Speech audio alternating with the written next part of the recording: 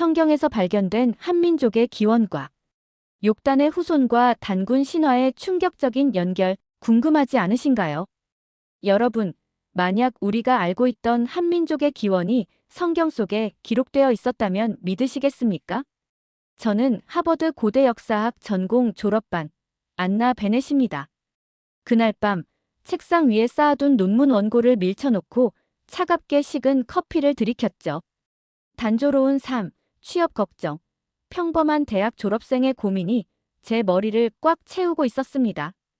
그 순간 아버지의 전화가 울렸습니다. 안나, 한국에서 우리가 찾던 단서를 발견했어.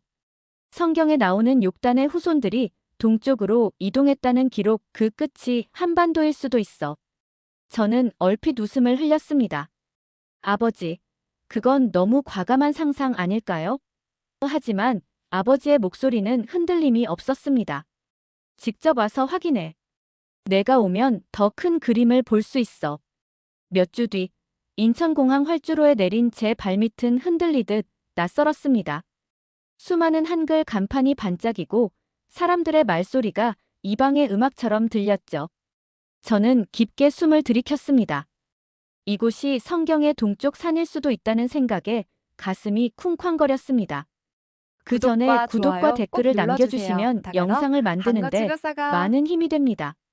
서울대학교 역사연구동 어둑한 복도에는 왁스와 오래된 종이 냄새가 뒤섞여 있었습니다. 이준혁 교수가 연구실 문을 열며 반겼습니다. 안나 씨, 먼 길 오셨습니다. 토마스 교수님과 함께 연구하게 되어 기쁩니다.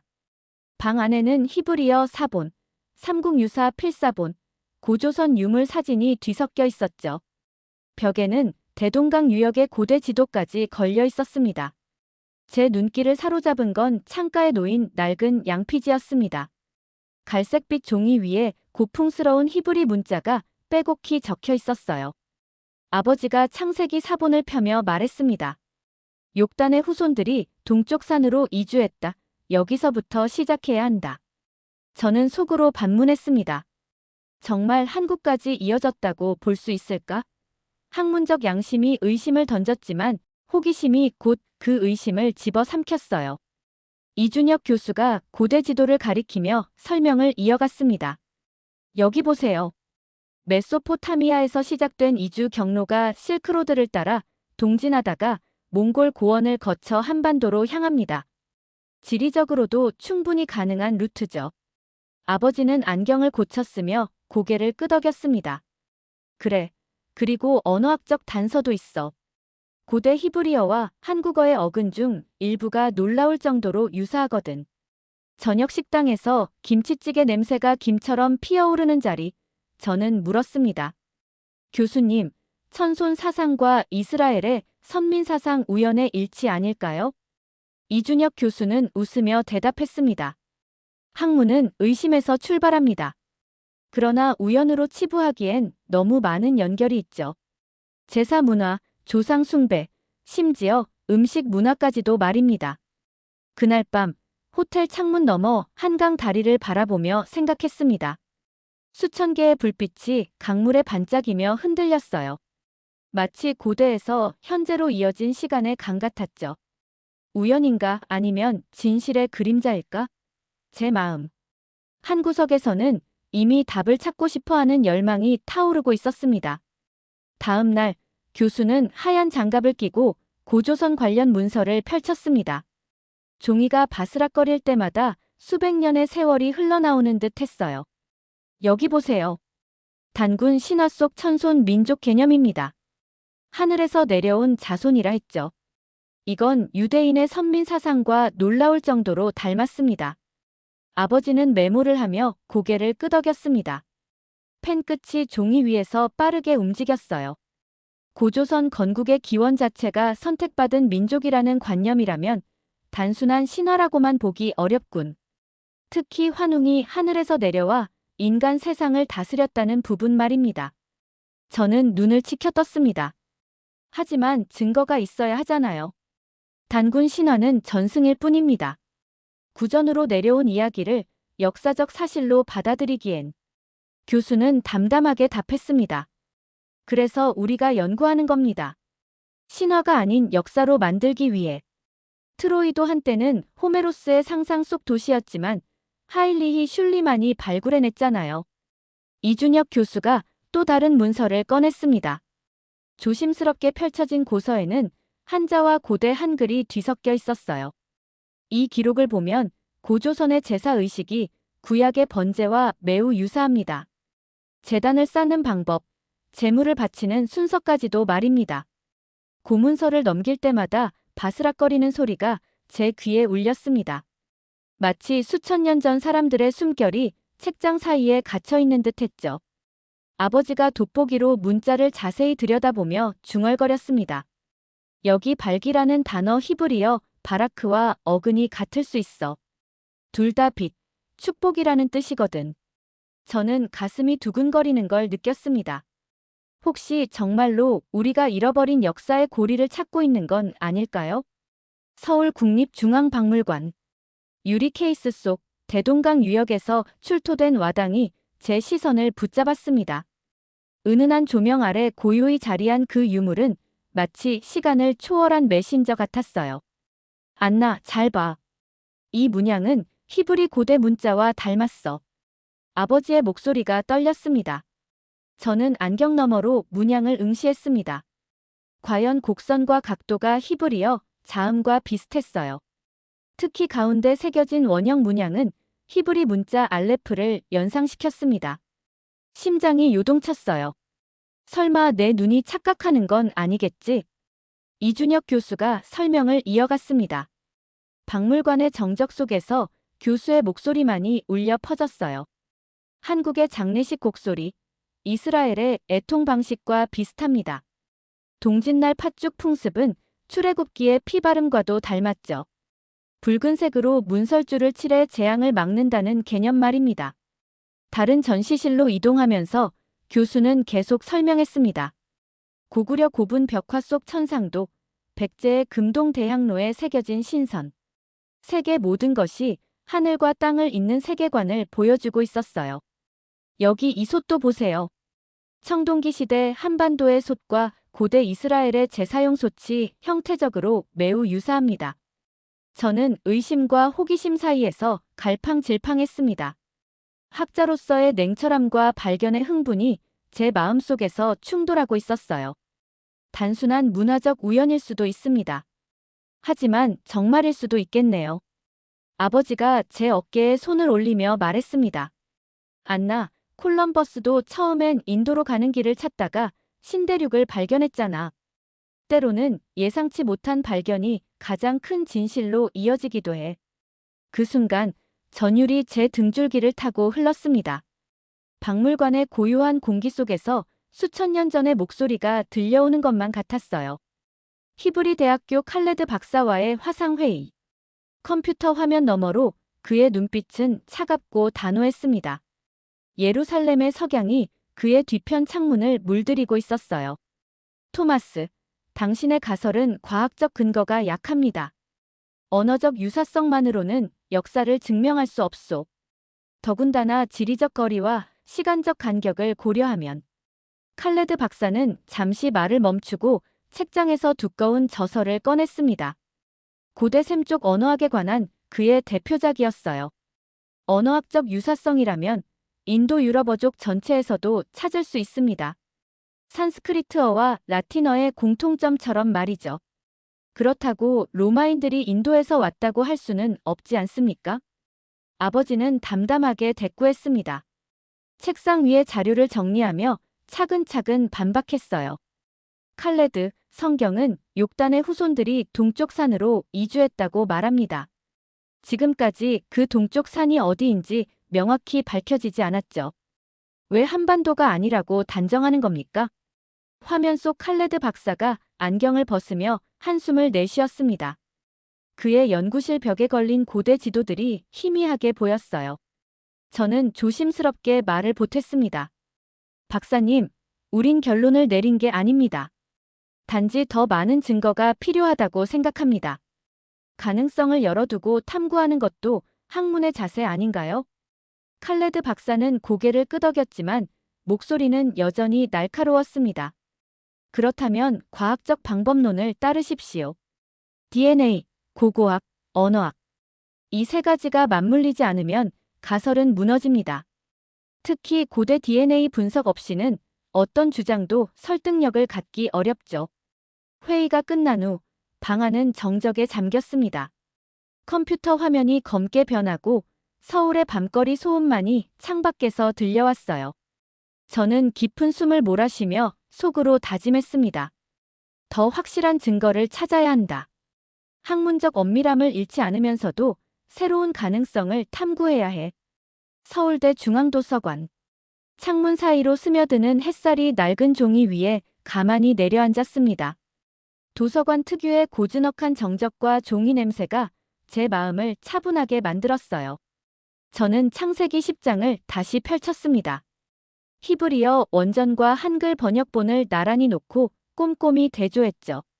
욕단의 자손들이 메사에서 스발로 가는 길에 동쪽 산에 거주했다. 이준혁 교수는 시베리아 지도를 펼치며 말했습니다. 지도 위에 빨간 펜으로 그어진 이주 경로가 뚜렷하게 보였어요. 많은 학자들이 이 구절을 시베리아와 연결합니다. 바이칼 호수 주변의 고대 정착지들 말이죠.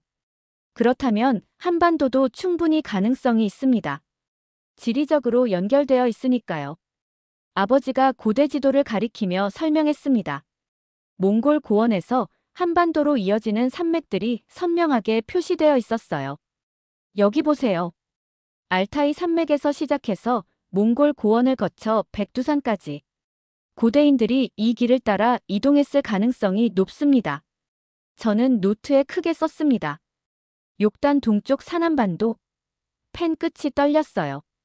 회의와 기대가 동시에 제 가슴을 두드렸습니다. 교수가 또 다른 자료를 꺼냈습니다. 고조선 시대의 청동기와 중앙아시아 유물의 비교 사진이었어요. 이 청동 방울들을 보세요. 스키타이 문화와 고조선 문화의 연결고리를 보여줍니다. 그리고 스키타이족은 고대 근동 지역에서 이주해온 민족이죠. 책장 속 종이 냄새와 오래된 잉크 냄새가 제 호흡을 채웠습니다. 수많은 책들 사이에서 진실을 찾고 있는 이 순간이 마치 보물찾기 같았어요. 이 작은 문구가 인류사의 퍼즐 조각이 될 수도 있을까요? 창밖으로 대학생들이 오가는 모습이 보였습니다. 그들 중 누구도 이곳에서 역사를 바꿀 수 있는 발견이 이루어지고 있다는 걸 모르겠죠. 저는 다시 히브리어 원전에 시선을 고정했습니다. 혹시 우리가 놓친 단서가 또 있을까요? 며칠 뒤 아버지가 태블릿을 들고 뛰어왔습니다. 연구실 문이 벌컥 열리며 차가운 복도 공기가 밀려 들어왔어요. 안나, 결과가 나왔어. 한국인의 특정 유전자에서 고대 샘족과 유사성이 발견됐다. 저는 화면에 겹쳐진 그래프를 바라봤습니다. 복잡한 DNA 서열과 통계 수치들이 눈앞에 펼쳐졌어요. 혈관 속 어딘가가 끓어오르는 느낌이었습니다. 이준혁 교수가 흥분을 감추지 못하며 설명했습니다. Y염색체 하플로그룹 분석 결과입니다. 한국인 남성의 약 3%에서 중동 지역과 연관된 특이한 마커가 발견됐어요. 이건 다른 동아시아 민족에서는 거의 나타나지 않는 특징입니다. 아버지가 화면을 확대하며 계속 설명했습니다. 더 놀라운 건 이 마커가 레반트 지역의 고대 DNA와 99.7% 일치한다는 점입니다. 시기적으로도 기원전 2000년경과 맞아떨어져요. 저는 의자에 깊숙이 몸을 맡기며 생각에 잠겼습니다. 놀랍네요. 하지만 이걸로 전부 증명하긴 어렵습니다. 통계적 오차나 다른 변수들도 고려해야 하고요. 그리고 3%라는 비율이 과연 의미가 있는 수치인지도. 아버지는 웃으며 말했습니다. 그의 눈에서 수십 년 연구자의 열정이 빛났어요. 맞아. 하지만 역사의 진실은 작은 증거에서 시작되니까. 콜럼버스도 처음엔 작은 나침반 하나로 시작했잖아. 이준혁 교수가 다른 자료를 꺼냈습니다. 미토콘드리아 DNA 분석 결과였어요. 목의 유전자에서도 흥미로운 패턴이 나타났습니다. 특히 제주도 지역에서 채취한 샘플에서 말이죠. 이 지역은 고대부터 외부와 교류가 활발했던 곳이니까 더욱 의미가 있어요. 그날 밤, 저는 호텔방에서 불 꺼진 천장을 응시했습니다. DNA 그래프의 곡선들이 머릿속에서 계속 맴돌았어요. 우리가 진짜 역사의 문을 열고 있는 걸까? 아니면 그저 우연의 일치를 확대 해석하고 있는 건 아닐까요? 아버지는 축적된 자료를 정리해 학술 논문을 작성했습니다. 밤늦도록 컴퓨터 앞에 앉아 타자를 치는 아버지의 뒷모습이 인상 깊었어요. 수십 년 학자 생활의 집대성이 될지도 모를 논문이었죠. 욕단 후손의 한반도 이주설 고고학적, 언어학적, 유전학적 접근 제목부터 파격적이네요. 논문이 완성되자 전 세계 학자들에게 이메일을 보냈습니다. 하버드, 옥스퍼드, 도쿄대학교, 베이징 대학교 저명한 연구기관들의 반응이 궁금했어요. 반응은 극명히 갈렸습니다. 런던 대학교의 윌리엄 교수는 혁신적이고 흥미로운 접근이라며 지지를 표했고, 도쿄대학교의 다나카 교수는 증거 부족과 성급한 결론이라며 비판했습니다. 가장 놀라운 건 대중의 반응이었어요. 한국 언론이 대대적으로 보도하자 인터넷이 들끓었습니다. 드디어 우리의 기원이 밝혀졌다. 서구 학자들의 편견에 맞선 용기 있는 연구. 한편으론 과학적 근거 부족이라는 냉정한 비판도 쏟아졌어요. 강연 요청이 이어졌고 서울 시내 대형 강당에서 첫 공개 강연을 하게 됐습니다. 1000명이 넘는 청중이 자리를 가득 메웠어요. 저는 사람들 앞에 서며 심장이 떨렸습니다. 조명이 제 얼굴을 비추자 눈이 부셨어요. 여러분, 우리는 가설을 제시한 것일 뿐입니다. 더 많은 연구와 검증이 필요해요. 하지만 청중들의 뜨거운 시선에서 기대와 열망을 읽을 수 있었습니다. 우리가 진짜 시대를 바꾸는 문턱에 선 걸까요? 그러나 또 다른 목소리가 귓가에 속삭였습니다. 만약 틀렸다면 아버지의 명성은 어떻게 될까? 그리고 이 모든 기대를 품은 사람들은 어떻게 될까요? 마침내 결정적 순간이 찾아왔습니다. 평양 근처 고대 유적지에서 발굴된 인골의 DNA 분석이 시작된 것이죠. 북한 당국과의 어려운 협상 끝에 극소량의 샘플을 확보할 수 있었어요. 분석실은 긴장감으로 가득했습니다. 최첨단 장비들이 윙윙거리며 작동하고 있었고 연구원들은 숨죽인 채 결과를 기다렸어요. 3000년 된 뼈에서 DNA를 추출하는 건 쉽지 않습니다. 유전학자 김 박사가 조심스럽게 말했어요. 성공률이 30%도 안 되거든요. 하지만 기적이 일어났습니다. 충분한 양의 DNA가 추출됐고 분석이 가능했어요. 결과가 나오기까지 일주일을 기다려야 했습니다. 그 일주일은 제 인생에서 가장 긴 시간 같았어요. 매일 밤 뒤척이며 잠들었죠. 드디어 결과 발표 날. 칼레드 박사도 화상으로 참여했습니다. 그의 표정은 여전히 회의적이었어요. 만약 고대 DNA가 일치한다면 나도 이 가설을 다시 평가하겠소. 김 박사가 화면에 결과를 띄웠습니다. 그래프와 수치들이 나타나자 연구실이 조용해졌어요. 놀랍습니다. 고조선 시대 인골 DNA에서 중동 지역 마커가 확인됐습니다. 현재 한국인과는 다른 더 강한 서아시아계 특성을 보여요. 칼레드 박사의 얼굴이 화면 속에서 굳어졌습니다. 몇 초간의 침묵 후 그가 천천히 입을 열었어요. 이건 예상하지 못한 결과입니다. 칼레드 박사의 목소리가 떨렸습니다. 화면 속 그의 얼굴에서 회의론이 서서히 사라지는 것을 볼 수 있었어요. 김 박사가 더 자세한 데이터를 보여주었습니다. 이 특정 유전자 마커는 레반트 지역, 특히 고대 가나안 땅의 샘족들에게서만 발견되는 것입니다. 확률상 우연일 가능성은 0.001% 미만이에요. 연구실의 공기가 무거워졌습니다. 모든 사람이 숨을 죽이고 화면을 바라보고 있었어요. 아버지의 손이 미세하게 떨리는 것을 볼 수 있었습니다. 이준혁 교수가 조심스럽게 말했습니다. 그렇다면 정말로 고대 샘족의 일부가 한반도까지 이주했다는 뜻일까요? 저는 가슴이 뛰는 것을 느꼈습니다. 하지만 학자로서의 냉정함을 잃지 않으려 했어요. 한 개의 샘플로는 부족합니다. 더 많은 검증이 필요해요. 하지만 이건 분명히 의미 있는 발견입니다. 결과 발표 후 2주. CNN, BBC, NHK까지 취재진이 몰려들었습니다. 서울대학교 캠퍼스는 연일 취재진과 방문객들로 북적였어요. 혁명적 발견. 성경과 한국사를 잇는 미식 링크 발견. 고대 DNA가 밝혀낸 충격적 진실. 언론의 헤드라인들이 연일 화제가 되었습니다. 하지만 학계의 반응은 여전히 갈렸어요. 하버드 대학교 중동학과 레베카 스미스 교수는 인터뷰에서 이렇게 말했습니다. 만약 이것이 사실이라면 우리는 인류 이주사를 다시 써야 할지도 모릅니다. 하지만 더 많은 독립적 검증이 필요합니다. 반면 옥스퍼드 대학교의 데이비드 존슨 교수는 여전히 회의적이었어요. 하나의 DNA 샘플로는 전체 민족의 기원을 논할 수 없습니다.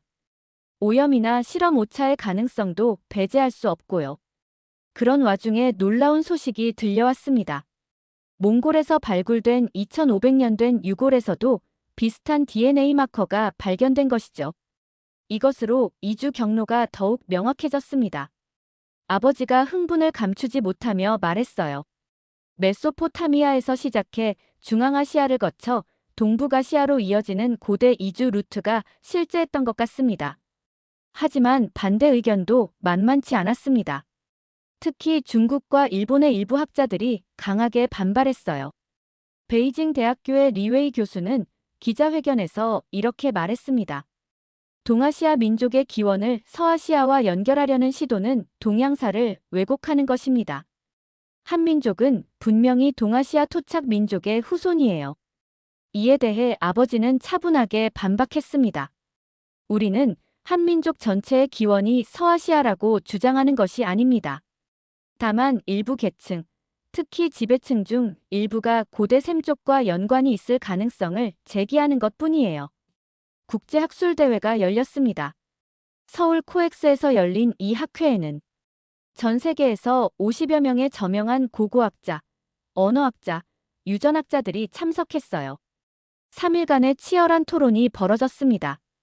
찬성론자들은 DNA 증거와 언어학적 유사성, 문화적 공통점을 내세웠고 반대론자들은 샘플의 부족과 해석의 자의성을 지적했어요.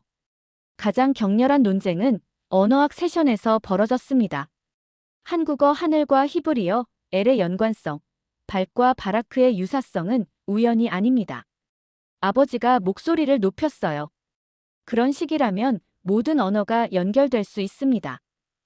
일본의 사사키 교수가 반박했습니다. 논란이 한창일 때 예상치 못한 곳에서 새로운 증거가 나타났습니다. 경주 천마총에서 발견된 금관의 상세 분석 결과였어요. 이 금관의 제작 기법이 고대 근동 지역의 것과 놀랍도록 유사합니다. 국립경주문화재연구소의 박 연구관이 발표했어요. 더욱 놀라운 건 금관에 새겨진 미세한 문양이었습니다. 현미경으로 확대해보니 히브리 문자와 유사한 기호들이 발견된 것이죠. 이건 정말 우연일까요? 이준혁 교수가 중얼거렸습니다. 또 다른 증거는 제주도에서 나왔습니다. 오래된 도라르방의 기원을 조사하던 중 그 조형 기법이 고대 근동의 석상과 놀랍도록 닮았다는 사실이 밝혀진 것이에요. 특히 눈의 표현 방식과 옷의 주름 처리가 거의 동일합니다. 미술사학자 최 교수가 설명했어요. 이런 증거들이 하나둘 쌓이자 세계 학계의 분위기도 조금씩 바뀌기 시작했습니다. 6개월이 지난 후 독립적인 연구팀들이 검증 작업을 완료했습니다. 총 7개 연구소에서 동일한 결과가 나왔어요. 스위스 바젤대학교의 독립연구팀 결과. 한국인 남성의 2.8%에서 고대 샘족 마커 확인. 미국 예일대학교 의과대학 결과. 통계적으로 유의미한 유전적 연관성 인정. 가장 결정적이었던 건 이스라엘 텔아비브 대학교의 결과였습니다. 고대 이스라엘 지역 DNA와 98.2% 일치하는 샘플 확인. 칼레드 박사가 마침내 공식 성명을 발표했습니다. 초기의 회의적 입장을 철회합니다. 비록 소수이지만 고대 샘족의 일부가 동아시아로 이주했다는 가능성을 인정합니다. 1년 후, 저는 서울대학교에서 박사과정을 시작했습니다. 전공은 고대 민족 이주사였어요. 아버지의 연구는 이제 정식 학술서로 출간되었고 전 세계 20개 언어로 번역되었습니다. 동방의 길 욕단 후손들의 대이동이라는 제목이었어요. 안나, 우리가 한 일이 어떤 의미인지 알겠니? 아버지가 말했습니다. 역사를 다시 쓴 거죠. 저는 확신에 찬 목소리로 대답했어요. 하지만 더 중요한 깨달음이 있었습니다. 진실은 한 번의 발견으로 완성되는 것이 아니라는 것이요. 우리의 연구는 시작에 불과했습니다. 새로운 발굴이 계속 이어지고 있었어요. 중국 서안에서, 카자흐스탄에서, 심지어 시베리아에서도 비슷한 증거들이 나타나고 있었습니다. 고대인들의 이동은 우리가 생각했던 것보다 훨씬 역동적이었어요. 제가 새로운 논문에서 쓴 문장이었습니다. 창밖으로 한강이 보였습니다. 수천 년 전에도 이 강은 흘렀을 것이고 어쩌면 멀리 서쪽에서 온 사람들도 이 물을 마셨을지도 모르겠어요. 역사는 살아있다는 것을 깨달았습니다. 그리고 우리는 그 거대한 강물의 한 부분일 뿐이라는 것도요. 하지만 그 한 부분이라도 우리는 진실을 향해 나아가고 있었습니다. 아버지와 함께, 전 세계 학자들과 함께. 그날 밤 서울의 별을 바라보며 생각했습니다. 수천 년 전 메소포타미아에서 시작된 여행이 드디어 끝나는구나. 아니, 어쩌면 새로운 여행이 시작되는 건지도 모르겠어요. 진실은 언제나 우리를 기다리고 있으니까요. 시청해주셔서 감사드립니다.